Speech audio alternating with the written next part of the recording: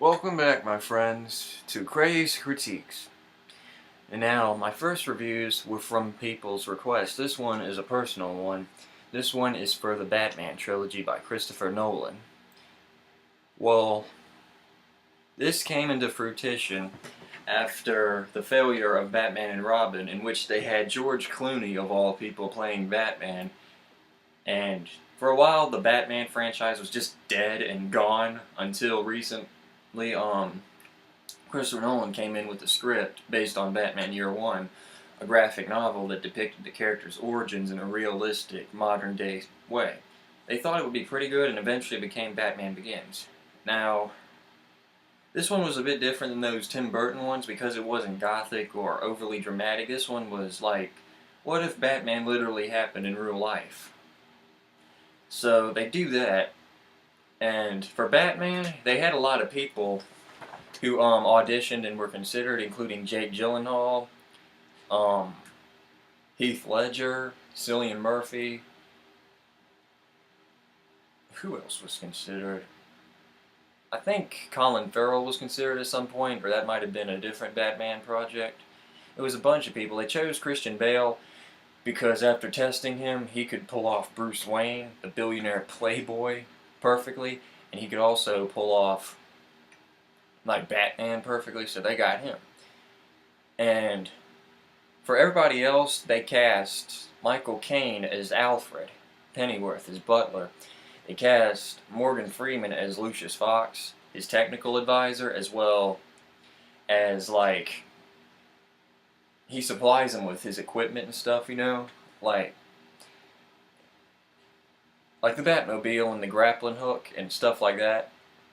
Well, for this one, they were kind of iffy on the villain choices because for a realistic Batman movie, you can't have someone like Mr. Freeze or Man-Bat or even Penguin, stuff like that. Eventually, they decided they would use some of the unrealistic villains and just take away some of their iconic comic book attributes to make them more realistic. So for the villains, they have Scarecrow and Ra's al Ghul.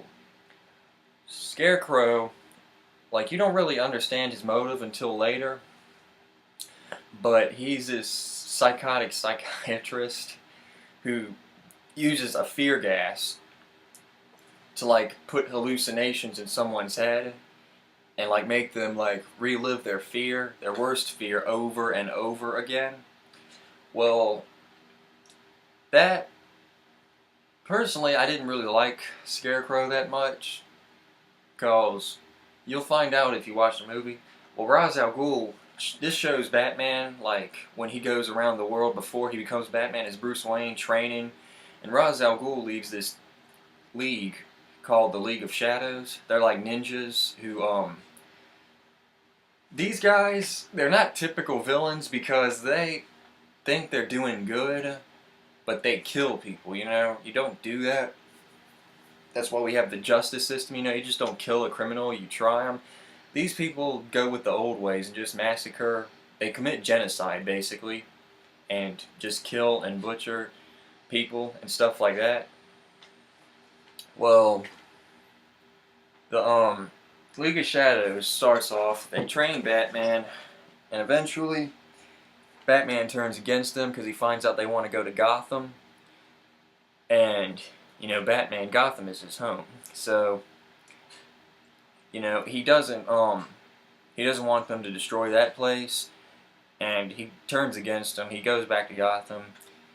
He goes back to his mansion, stuff like that, and eventually he reunites with Alfred. This all happens in the beginning of the movie. He becomes Batman. His first night in crime fighting doesn't go well, like at all. His first encounter with Scarecrow is intense and frightening, and it sets the tone for the movie and for the rest of the series as well, in comparison to the previous ones.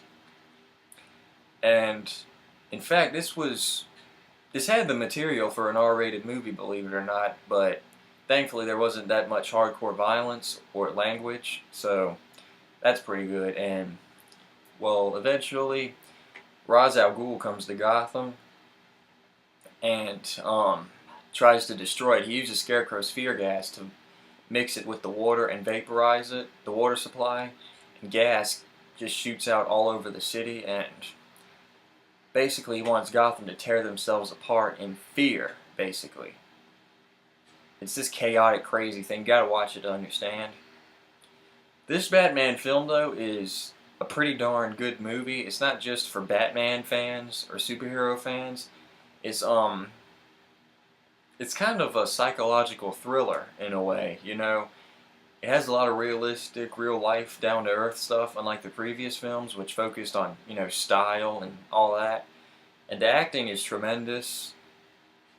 It's great. It's a great film, and I do recommend this one a lot for for Batman fans as well as people who don't know much about him and stuff, because it shows his origins, it shows everything. It's a great film.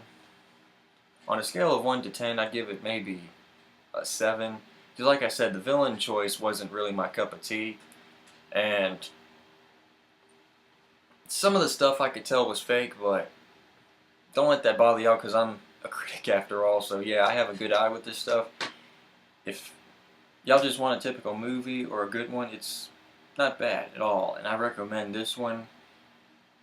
It does have a cliffhanger, but it's told like the comic books. It's like the first good nod to the comic books, so that doesn't mean you have to watch the other one. So I recommend this one to everybody. 13 and up, anyway. And that's it for this one. Bye.